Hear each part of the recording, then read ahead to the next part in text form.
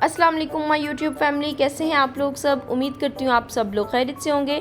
तो आज की वीडियो में मैं आपके साथ फॉन्डेंट केक बनाने का तरीका शेयर करूँगी। जैसे कि पहली वीडियोस में मैंने आपको चॉकलेट स्पंज बनाना सिखाया है, इसके अलावा चॉकलेट गनाश बनानी सिखाई है। तो आज की वीडियो में मैं आपको सिखाऊंगी कि आपने पूरे केक को फॉन्डेंट के साथ कवर कैसे करना है, ये खूबसूरत से फ्लावर्स आपने कैसे बनाने हैं, इसके अलावा आपने 2 टियर केक कैसे बनाना है। हर चीज़ आपको डिटेल से समझाई जाएगी। तो चलें जी, बगैर देर किए हुए केक बनाना शुरू करते हैं।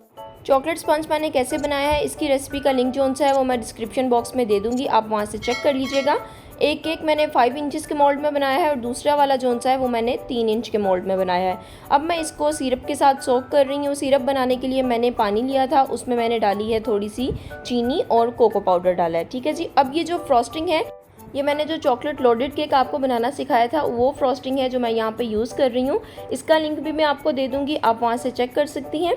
तो बस थोड़ी सी गनाश मैंने जो सी है केक बोर्ड के ऊपर लगाई है, क्योंकि केक जो सा था काफ़ी स्लिप हो रहा था।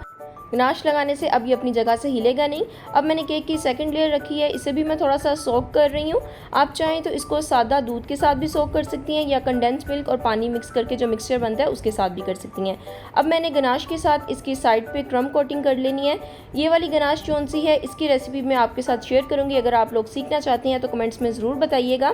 पहले जो मैंने आपको गनाश बनानी सिखाई है वो ये है कि उसको रेस्ट देना पड़ता है, लेकिन ये वाली जो गनाश है ये फ़ौरन से आप बना के यूज़ कर सकती हैं। बहुत ही झटपट से बनने वाली गनाश है, इसको रेस्ट देने की बिल्कुल भी ज़रूरत नहीं पड़ती है। अब ये देखें, ऊपर से थोड़ा सा केक मैं ट्रिम कर रही हूँ ताकि बिल्कुल ये इक्वल और लेवल बने हमारा केक। आप भी इस बात का ख्याल रखा करें, अगर थोड़ा सा भी डोम बना हो केक के ऊपर तो आप वो कट कर लिया करें, ताकि जब हम इसके ऊपर गनाश लगाएं, फॉन्डेंट लगाएं, तो वो डोम शेप में ना बने, बिल्कुल वो इस तरह का स्प्रेड हो कि उसके एजेस भी शार्प बने। थोड़ी सी बस इसके ऊपर गनाश लगा रही हूँ और क्रम कोटिंग करने के बाद मैंने इसको फ्रिज में रख देना है। बाद में हम इसके ऊपर सेकेंड लेयर करेंगे। और ये वाली गनाश जो सी है ये भी बहुत ही ज़बरदस्त बनती है। इसको विप करके बनाया जाता है और बहुत ही जल्दी ये भी स्टेबल हो जाती है। अब ये छोटा वाला जो केक है था 3 इंच का, इसको भी मैंने क्रम कोट करके रख दिया।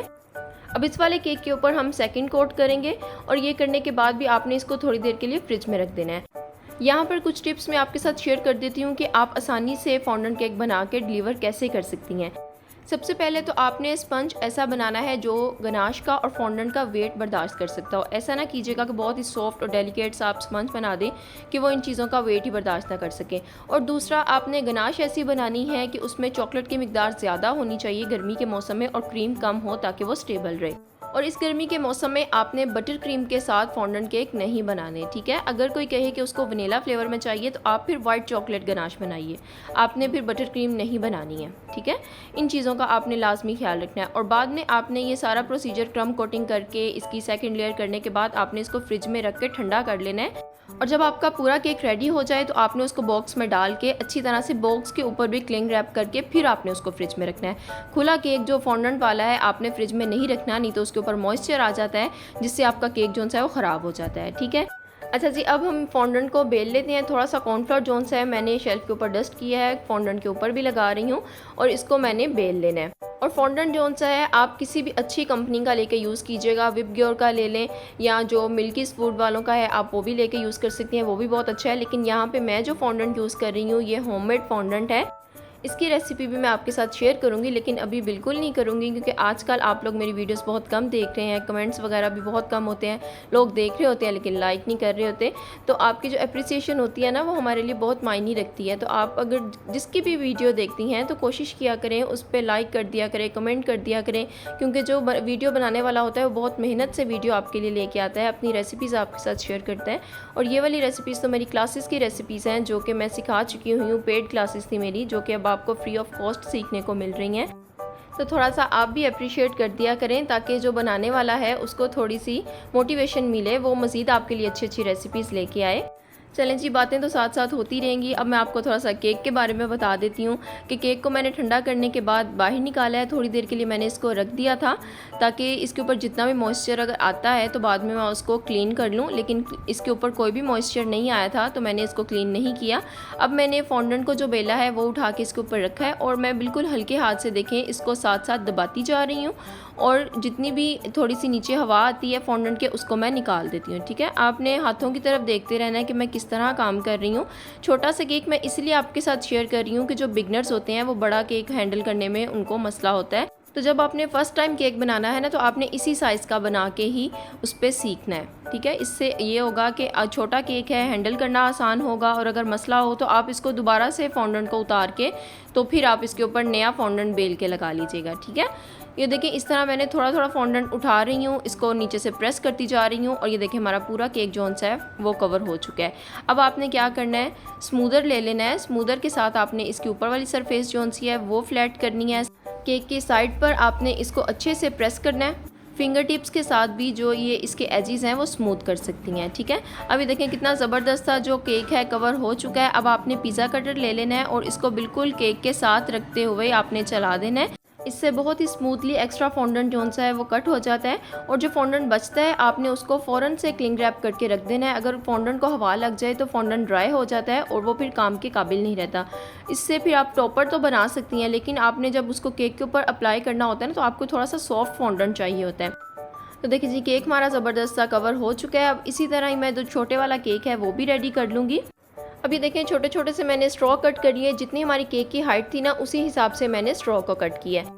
ये केक बहुत ज़्यादा बड़ा नहीं है, इसलिए मैं यहाँ पे छोटे स्ट्रॉ यूज़ कर रही हूँ। अगर आप बड़ा केक बना रही हैं ना, तो आपने जो मोटे वाले पाइप मिलते हैं आपने वो यूज़ कर लेने हैं, जो डॉवल्स होते हैं वो वाले।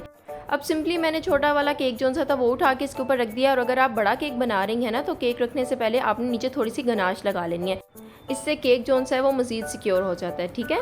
अब हम थोड़ी सी इसकी डेकोरेशन बना लेते हैं। ये मेरे पास सिलिकॉन का मोल्ड है, इसके अंदर थोड़ा सा मैं कॉर्नफ्लोर डस्ट कर रही हूँ। अब थोड़ा सा आपने फॉन्डेंट ले लेना है और इसको आपने लंबाई में रोल कर लेना है। अगर आपके हाथों के साथ फॉन्डेंट ज़्यादा चिपक रहा है तो आप साथ साथ कॉर्नफ्लोर यूज़ कर सकती हैं, ठीक है। बस अब आपने इसको सिंपली उठा के जो मोल्ड है उसके अंदर फिल करते जाना है और फिंगर टिप के साथ इसको प्रेस करती जाएं। तो देखें बिल्कुल ज़बरदस्त सी हमारे पास एक ये लाइन बन गई है, और बाद में आपने इसको डीमोल्ड कर लेना है। कॉर्नफ्लोर लगाने का मकसद यही होता है कि जब आप इसको फ्लिप आउट करें, यानी कि जब आप इसको मोल्ड में से निकालें तो वो आसानी से निकल आए, ठीक है। अब यहाँ पर भी देखें, इसको पहले मैं थोड़ा सा प्रेस करके निकाल रही हूँ, और ये देखें कितनी आसानी से ये बाहर आ गया। इस तरह से 3 से 4 जोन सी हैं स्ट्रिप्स मैं बना लूँगी।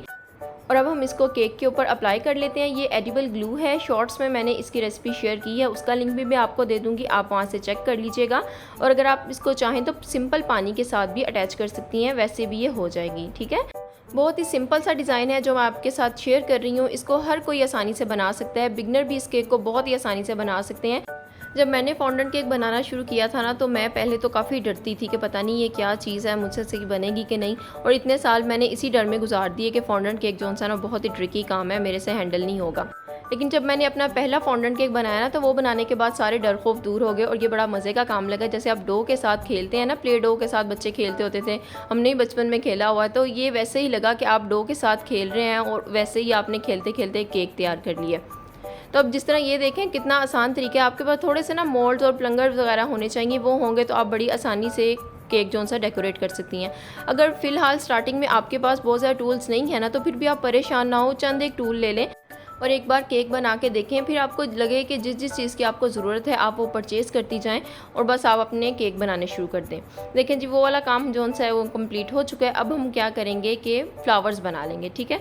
अब फॉन्डेंट के अंदर मैंने थोड़ा सा कलर डाला है, यहाँ पे मैंने मिल्कीज़ फूड का ही रेड कलर डाला है और देखें कितना खूबसूरत सा रेड कलर आ गया है। फॉन्डेंट के अंदर कलर जो सा है ना वो बहुत जल्दी आ जाता है क्रीम की निस्बत। अब मैंने इसको फ्लैट सा बेल लिया है। अब ये मेरे पास पेटल्स कटर हैं, ठीक है। अगर आपके पास ये कटर नहीं है ना तो कोई मसला नहीं है, आप शॉर्ट्स में देखिएगा, मैंने वहाँ पे भी वीडियो शेयर की हुई है फ्लावर बनाने की बगैर किसी मोल्ड के, आप उसको देख के फ्लावर बना लीजिएगा, ठीक है। अभी देखें कुछ मैंने बड़ी फ्लावर की पेटल कट की हैं, कुछ छोटी कट की हैं। इस तरह करने के बाद आपने इनको पहले रख लेना है, बाद में हम इसको असेंबल कर लेंगे। और जो बकाया फॉन्डेंट बचता है ना, आप उसको क्लिंग रैप लाजमी करके रखा करें, नहीं तो हवा लगने से फॉन्डेंट जो सा ख़राब हो जाता है। अभी देखें जैसे कली होती है ना, हमने इसकी वैसे शेप बना ली है, इस तरह ही आपने बना लेनी है। और बाद में ये जो पेटल्स हमने बना के रखी हैं, आपने इनको फिंगर टिप के साथ थोड़ा सा फ्लैट कर लेना है ताकि ये बिल्कुल पतली सी हो जाए। अब मैं आपको इनको कंपेयर करके भी दिखाऊंगी, जो कि हमने कटर के साथ कट किया और ये जो हमने फ्लैट किया फिंगर के साथ। देखें इसकी भी जो पेटल है वो बड़ी हो गई है, बस अब आपने इसको कली के साथ जोड़ जोड़ के फ्लावर की शेप बनाते रहना है। आप ये देख लीजिए जैसे जैसे मैं कर रही हूँ सेम आपने इन्हीं स्टेप को फॉलो करते हुए फ्लावर बना लेना है। अगर आपको मुश्किल लगे तो कोई बात नहीं है, आपने प्रैक्टिस करनी है। एक बार नहीं बनेगी तो दूसरी बार बन जाएगी। ये जो हैंडमेड चीज़ें होती हैं ना, ये देखने में बड़ी क्यूट लग रही होती हैं। अभी देखें जिस तरह की प्यारी सी कली के दरमियान वाली शेप होती है हमारे पास वो आ चुकी है। सिर्फ 2 जो सी पेटल्स हैं मैंने इसके साथ अटैच की हैं। अब आपने इसी तरह 2 से 3 इसके इर्द गिर्द और लगा लेनी है।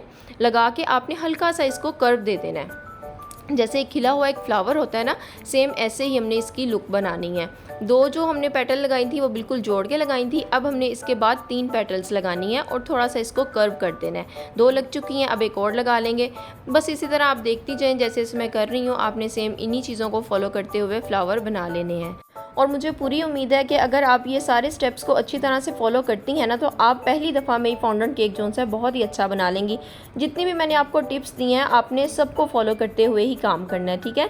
गर्मियाँ हैं तो गर्मी के हिसाब से आपने काम करना है, मौसम ठंडा है तो आपने उस हिसाब से काम करना है।